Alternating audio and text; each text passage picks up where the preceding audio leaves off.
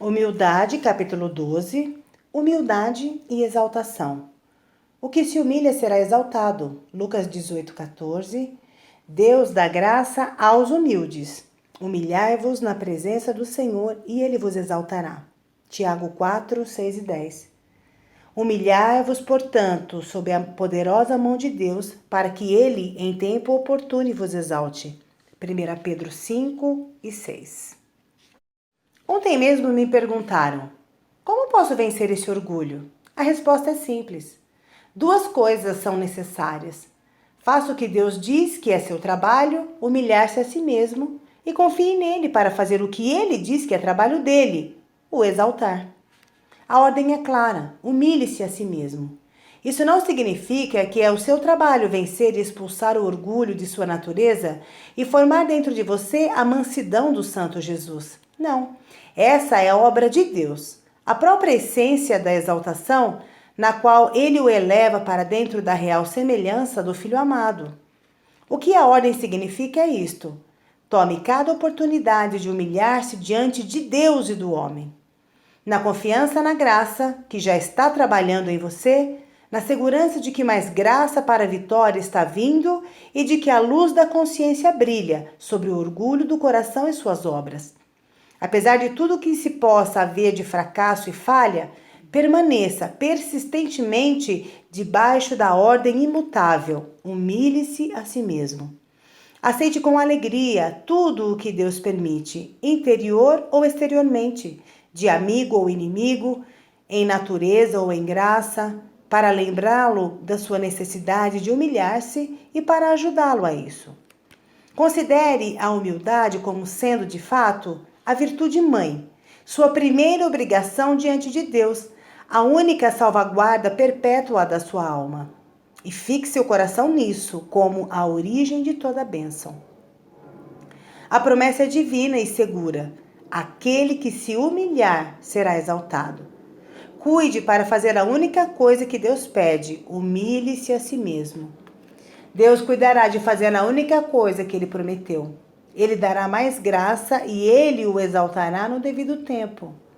Todos os tratamentos de Deus com o homem são caracterizados por dois estágios.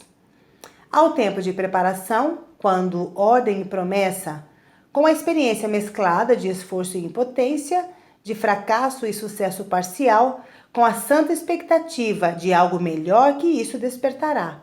Treinarão e disciplinarão os homens para um estágio mais elevado.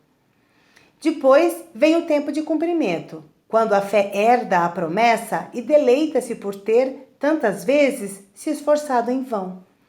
Essa lei vale em cada aspecto da vida cristã e na busca de cada virtude em separado, porque ela está plantada na própria natureza das coisas. Em tudo o que concerne a nossa redenção, Deus tem de necessariamente tomar a iniciativa. Quando isso estiver feito, a volta do homem a Deus acontece. No esforço de obter a obediência, uma pessoa tende a aprender a conhecer a sua importância, a ponto de desesperar-se para morrer para ele mesmo e ser ajustado voluntária e inteligentemente para receber de Deus o fim, a completação daquilo que ele aceitou no início da vida cristã em ignorância. Então Deus, que foi o início, antes que o homem o conhecesse razoavelmente ou plenamente entendesse o que era o seu propósito, é ansiado e bem-vindo como o fim, como o tudo em todos. E tanto como é assim em relação à salvação, também é na busca da humildade.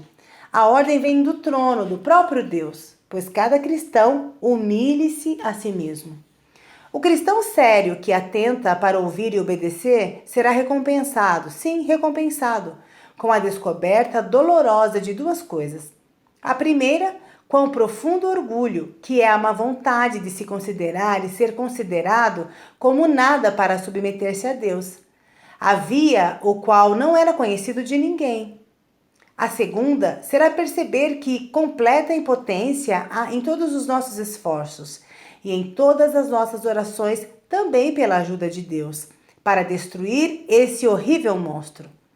Bem-aventurado o homem que agora aprende a pôr sua esperança em Deus e perseverar apesar de todo o poder do orgulho dentro dele, em atos de humilhação diante de Deus e dos homens. Conhecemos a lei da natureza humana. Atos produzem hábitos. Hábitos geram disposições, disposições formam a vontade e a vontade devidamente formada é caráter. Não é diferente na obra da graça. Enquanto temos atos de humilhação, os quais persistentemente repetidos tornam-se hábitos e disposições. E essas fortalecem o desejo. Deus, que efetua em nós tanto querer como realizar, conforme Filipenses 2:13, vem com o seu maravilhoso poder e espírito e assim a humilhação do coração orgulhoso, com a qual o santo penitente lançou-se a si mesmo frequentemente diante de Deus, é recompensada com mais graça do coração humilde. O Espírito de Jesus venceu e levou a nova natureza para a maturidade, e onde ele, o manso e humilde, agora habita para sempre. Humilhem-se na visão do Senhor, e ele irá exaltá-los. E no que consiste a exaltação? A mais elevada glória da criatura é ser somente um vaso, para receber e desfrutar e mostrar publicamente a glória de Deus. Ela pode fazer isso somente quando está desejando nada ser em si mesma, para que Deus seja tudo. A água sempre preenche primeiro os lugares mais baixos.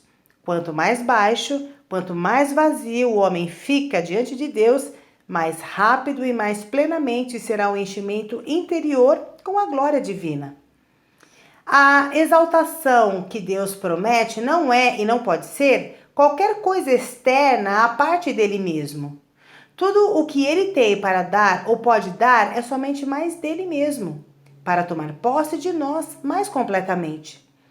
A exaltação não é como um prêmio terreno, algo arbitrário, sem a necessária conexão com a conduta a ser recompensada. Não, mas é, em sua própria natureza, o efeito e o resultado de humilhar-nos a nós mesmos.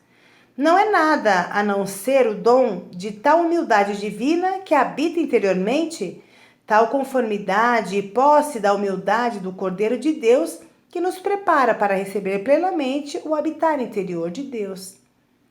Aquele que a si mesmo se humilhar será exaltado. O próprio Jesus é a prova da verdade dessas palavras e da certeza de seu cumprimento para nós. Ele é a garantia. Vamos tomar sobre nós seu jugo e aprender dele, pois ele é manso e humilde de coração.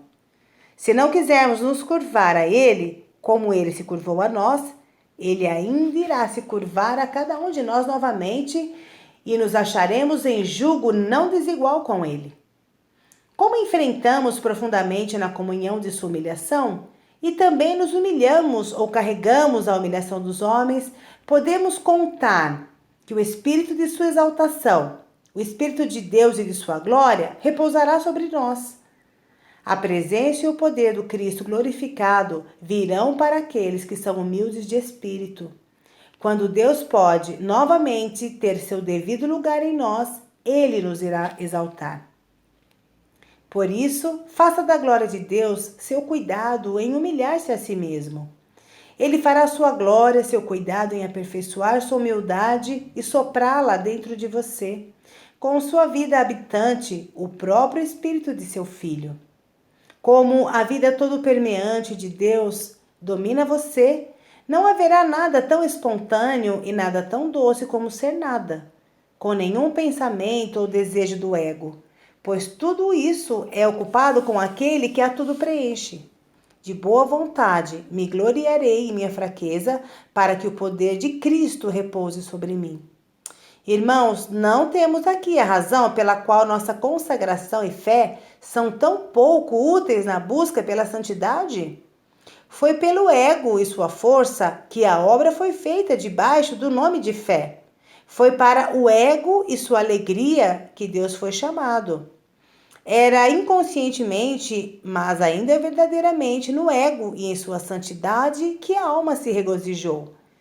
Antes não tínhamos ideias de que a humildade absoluta habitante, humildade e autodestruição semelhantes à de Cristo, permeando e marcando toda a nossa vida com Deus. E o homem era o mais essencial elemento da vitalidade e da santidade que buscamos ver.